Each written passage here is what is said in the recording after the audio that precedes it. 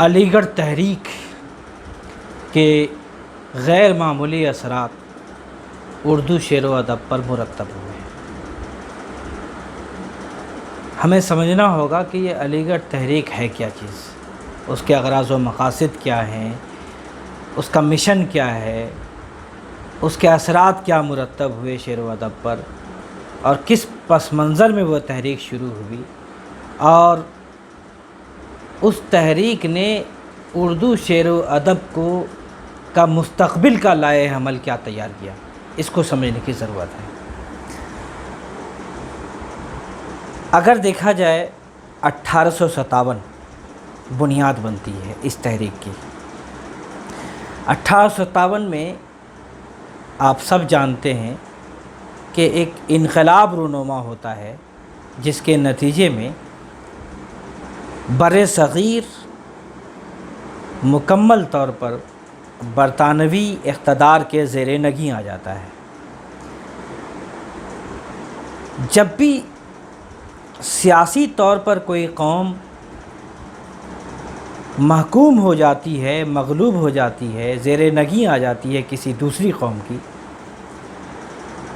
تو لازماً اس کی زندگی کے ہر شعبے پر حاکم طبقے کے اثرات مرتب ہوتے ہیں، یہاں تک کہ اس کی زبان، اس کی تہذیب، اس کا ادب، اس کا مذہب، ہر چیز پر اس کا اثر مرتب ہوتا ہے۔ آقا جو پسند کرتا ہے، محکوم اور رعایا بھی وہی پسند کرنے لگتی ہے۔ یہ ایک فطرت کا قانون ہے۔ یہی معاملہ 1857 کا ہوا۔ 1857 کے بعد مکمل سیاسی اقتدار، سیاسی غلبہ و تسلط فرنگی استعمار کا، برطانوی استعمار کا ہندوستان پر قائم ہو گیا۔ اس کے نتیجے میں ہندوستان کی زبان، ہندوستان کی تہذیب اور ہندوستان کے سماج، ہندوستان کے ادب پر انگریزوں کے اثرات مرتب ہونا شروع ہو گئے۔ اسی زمانے میں ایک بہت بڑا دماغ ابھرتا ہے، سر سید احمد خان۔ وہ صرف دماغی طور پر، ذہنی طور پر بالیدہ اور وسیع النظر نہیں تھے، بلکہ ایک درد مند دل بھی رکھتے تھے۔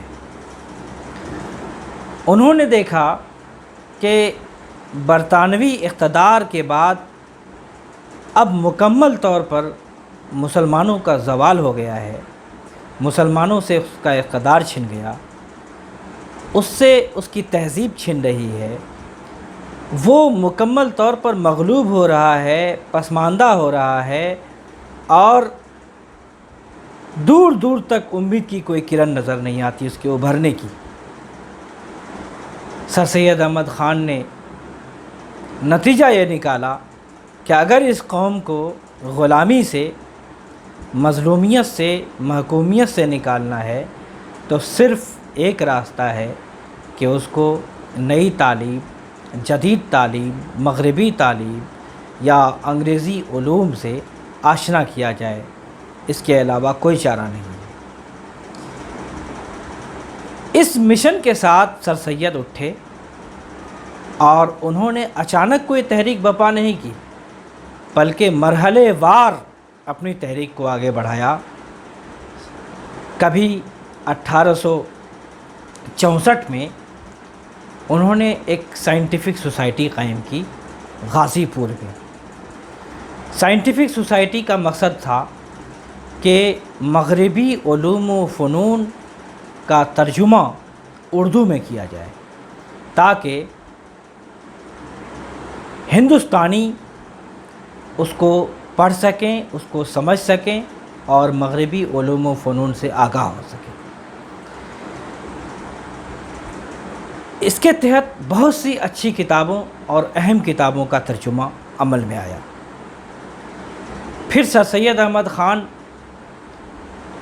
1869 میں انگلستان گئے، وہاں آکسفورڈ اور کیمبرج یونیورسٹیوں کو بہت قریب سے دیکھا، اس کا مطالعہ کیا کہ کہ وہ نظام کیسے چلتا ہے، اس کی تعلیم گاہیں کیسی چلتی ہیں، اس کی لائبریریاں کیسی ہیں، اس کے کلاس رومز کیسے ہیں، اس کا نصاب کیسا ہے، ان لوگوں کا کلچر کیسا ہے۔ مقصد یہ تھا کہ اس نظام تعلیم کو سمجھنے کے بعد ہم ہو بہو اسی پر عمل پیرا ہوں گے ہندوستان جا کر کے۔ وہاں انہوں نے بہت کچھ دیکھا، بہت کچھ محسوس کیا۔ اس کا اظہار ان کے سفر نامہ مسافران لندن میں بھی ہوا ہے، اور اپنے احباب کے نام جو انہوں نے خطوط لکھے ہیں اس میں بھی ہوا ہے، اور اس کے علاوہ تہذیب الاخلاق میں جو متواتر مضامین ہیں اس میں بھی ان اثرات کا مطالعہ کیا جا سکتا ہے۔ سر سید بہت زیادہ مرعوب ہو گئے انگریزی تہذیب، انگریزی تعلیم سے۔ ایک خط میں انہوں نے یہاں تک لکھ دیا کہ جب ہم اس متمدن اور مہذب قوم کو دیکھتے ہیں، کس طرح کھاتے پیتے ہیں، کس طرح اوڑھتے پہنتے ہیں، کس طرح ان کا رہن سہن ہے، کس طرح ان کی تہذیب ہے، تو بخدا اس قوم کے سامنے مجھے اپنی قوم اجڑ، وحشی، گنوار اور جنگلی معلوم ہوتی ہے۔ اس قدر مرعوب ہو گئے سر سید انگریزی تہذیب اور انگریزی تعلیم سے۔ چنانچہ اس کے بعد جب ہندوستان آئے تو انہوں نے دسمبر 1970 میں باضابطہ ایک رسالے کا اجرا کیا، جس کا نام انہوں نے تہذیب الاخلاق رکھا، جس کا مقصد سماجی اصلاح تھا۔ اور یہ تحریک بھی انہیں دراصل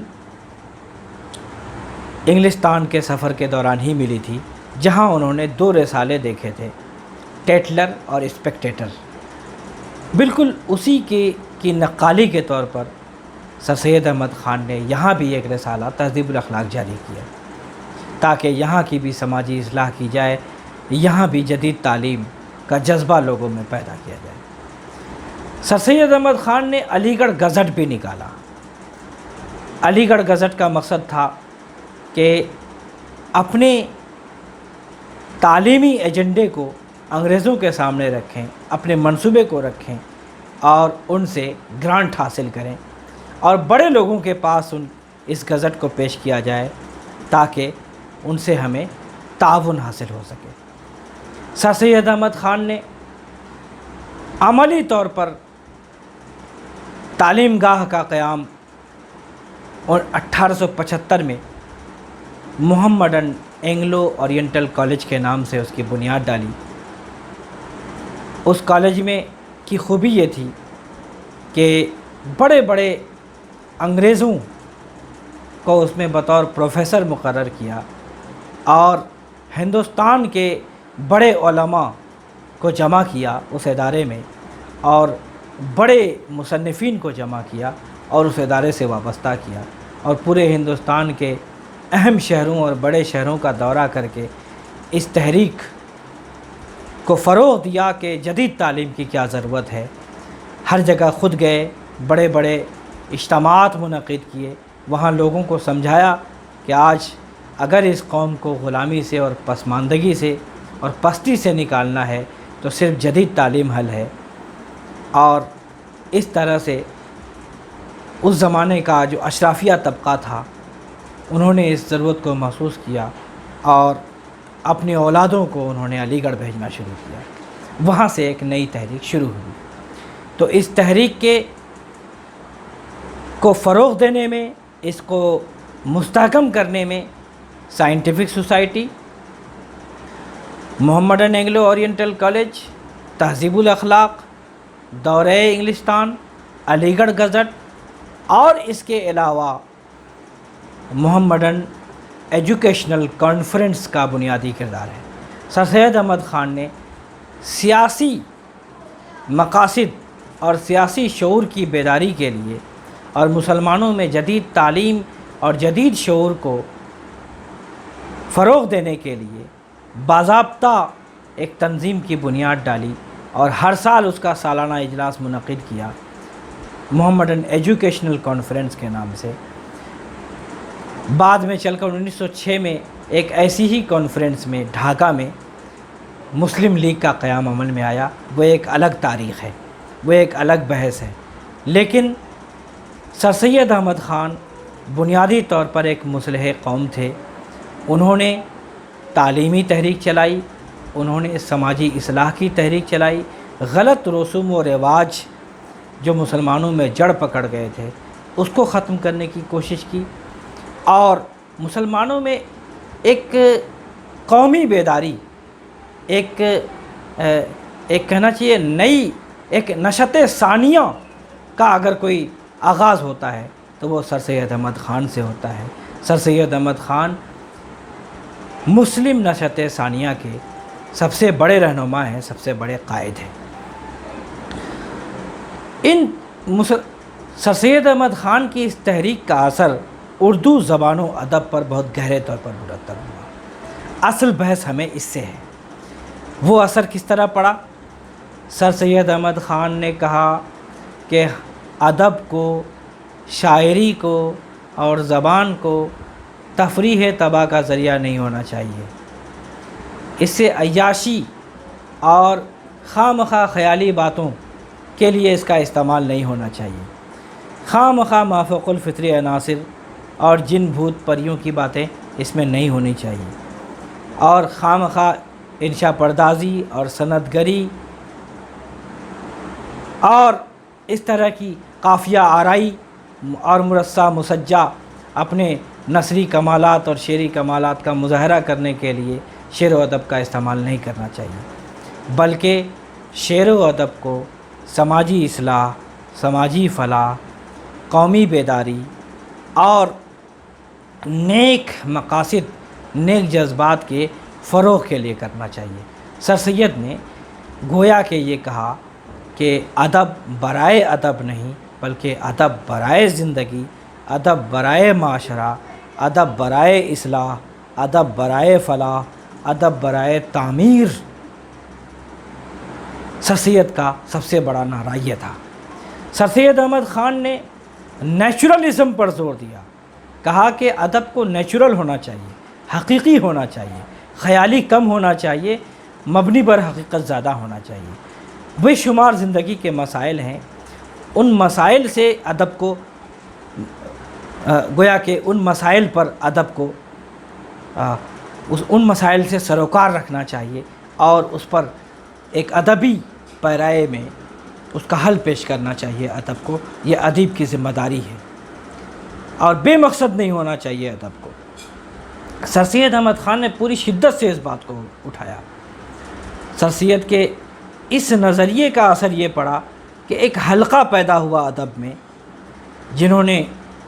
جو متاثر ہو کر کے جنہوں نے اس مشن کو آگے بڑھایا۔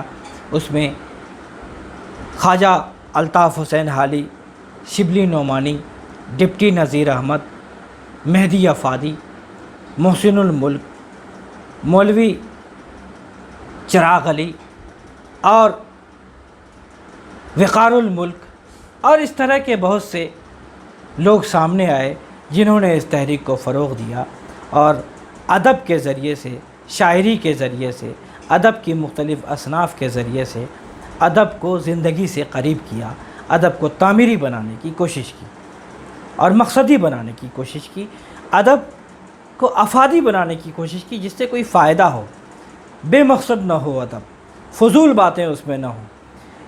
سر سید احمد خان کے نظریات کو جب باضابطہ منشور کی شکل دی گئی، باضابطہ مرتب و منظم کیا گیا، تو آپ کہہ سکتے ہیں کہ مقدمہ شعر و شاعری وجود میں آیا، جس میں ادب کا مقصد طے کیا گیا، غزل کو راہ دکھائی، قصیدے کا مقصد طے کیا گیا، مرثیے اور نظم اور شاعری، مثنوی، ان سب کے بارے میں حالی نے واضح طور پر کہا کہ اس کو بے مقصدیت سے نکالو اور اس کو ایک خاص افادی اور سماجی اصلاح کی راہ پہ لگاؤ، اس سے کچھ کام لو، کچھ ترقی، کچھ تعمیر کا کام لو۔